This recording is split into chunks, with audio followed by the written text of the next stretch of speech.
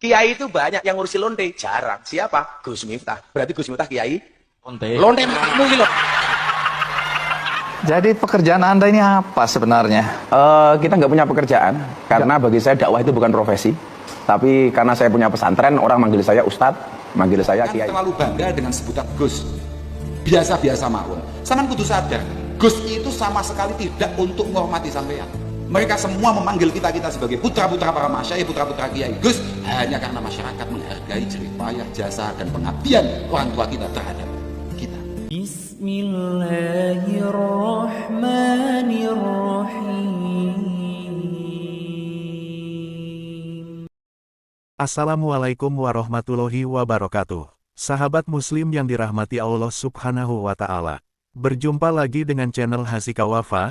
Sebelumnya kami ucapkan banyak terima kasih dan kami doakan, semoga Allah subhanahu wa ta'ala senantiasa memberikan kesehatan dan menjauhkan kita dari segala musibah dan bencana. Amin ya robbal alamin. Pada video kali ini, channel Hasika Wafa akan membahas, siapakah Gus Miftah sebenarnya, yang diungkap oleh adik kandung beliau. Di tengah maraknya berita tentang penceramah Gus Miftah, muncul pengakuan mengejutkan dari adik kandung beliau, yang mengungkapkan siapakah Gus Miftah sebenarnya. Seperti yang pernah Gus Miftah sampaikan, dalam satu kajiannya beliau mengatakan tentang silsilah dari keluarganya, sebagai keturunan dari Raden Patah dan Prabu Brawijaya. Atas pernyataan Gus Miftah tersebut, banyak masyarakat yang kemudian bertanya-tanya, apakah yang disampaikan Gus Miftah sebagai keturunan dari Prabu Brawijaya adalah suatu kebenaran. Di tengah rasa penasaran masyarakat tersebut, muncul pernyataan dari adik kandung Gus Miftah di media sosial. Adik kandung Gus Miftah mengatakan, mereka berasal dari daerah Lampung. Gus Miftah sendiri adalah anak keempat dari 5 bersaudara. Miftahul Khoiron yang merupakan anak kelima juga mengatakan, mereka terlahir dari keluarga yang sederhana.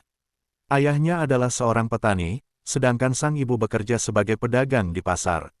Berikut kita simak pernyataan dari Miftahul Khoiron, yang merupakan adik kandung Gus Miftah. Namanya siapa, Mas? Nama asli yang ada di KTP Miftahul Khoiron. Panggilannya Tajib. Nah, Mas Tajib ini sendiri ini apa benar, Mas? Adiknya Gus Miftah ya? Ya kebetulan alhamdulillah.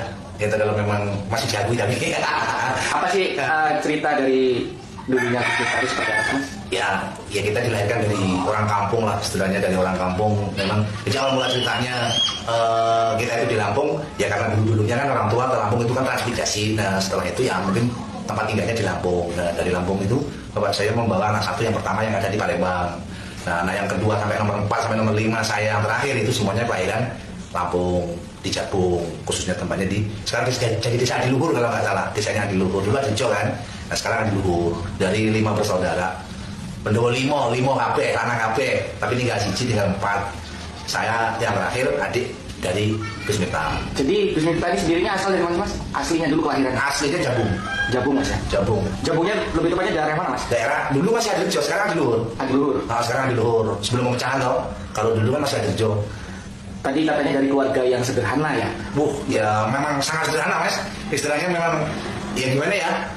Ya memang anak orang duit kan, memang anaknya orang nggak mampu, anaknya orang istilahnya nggak punya, ibaratnya ngomong makan aja kan susah dulu zaman dulu itu kan. Bapak ibu dulu kerja apa, Mas? Ya petani, sawah.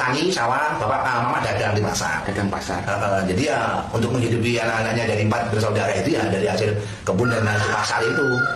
Tapi kan Gus Miftah itu kan dari lulus SD itu kan dipondokkan di tempatnya adiknya bapak yang ada di Jaya Sakti, Kecamatan Atuha, Lampung Tengah. Terus di Pondok Pesantren Bustanul Ulum. Setelah lulus baru Gus Miftah. Di sana lulus SD, ya keluar dari Jabung itu lulus SD, jadi sanawiyah aliyahnya mengenyam pendidikan di sana. Sahabat muslim yang dirahmati Allah subhanahu wa ta'ala. Dalam kesempatan yang lain, Ustadz Adi Hidayat dalam tausiyahnya pernah membahas pernyataan dari Gus Miftah tentang makanan rendang yang dihubungkan dengan agama. Dilansir dari channel YouTube pribadinya, Ustadz Adi Hidayat menjawab dan menjelaskan tentang pertanyaan Gus Miftah, sejak kapan rendang punya agama. Ustadz Adi Hidayat lantas menjawab, sejak batik, calung dan angklung punya kewarganegaraan. Arti dari pernyataan ini, bahwa apabila sesuatu itu sudah memiliki identitas khusus, yang diciptakan oleh asal daerahnya, maka tidak akan dibenarkan jika identitas aslinya dipertaruhkan keberadaannya. Assalamualaikum warahmatullahi wabarakatuh. Allah subhanahu wa ta'ala berfirman di dalam surat Al-Baqarah 168. Bismillahirrahmanirrahim. Ya ayyuhan nas kulu mimma fil ardi halalan thayyibah. Wahai para manusia, makanlah makanan yang halal dan baik yang ada di muka bumi. Kewajiban makan makanan yang halal itu kan untuk orang Islam ya. Orang non-Islam ya terserah mau makan apa. Termasuk mau dimasak dengan bumbu apa, dengan cara apa, ya selera mereka.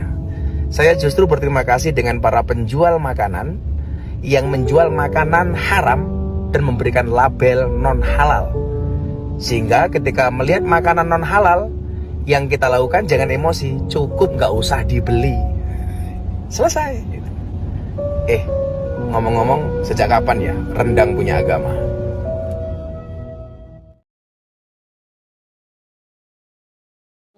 Anda bisa lihat yang halaman 210 ya, tulisannya begini.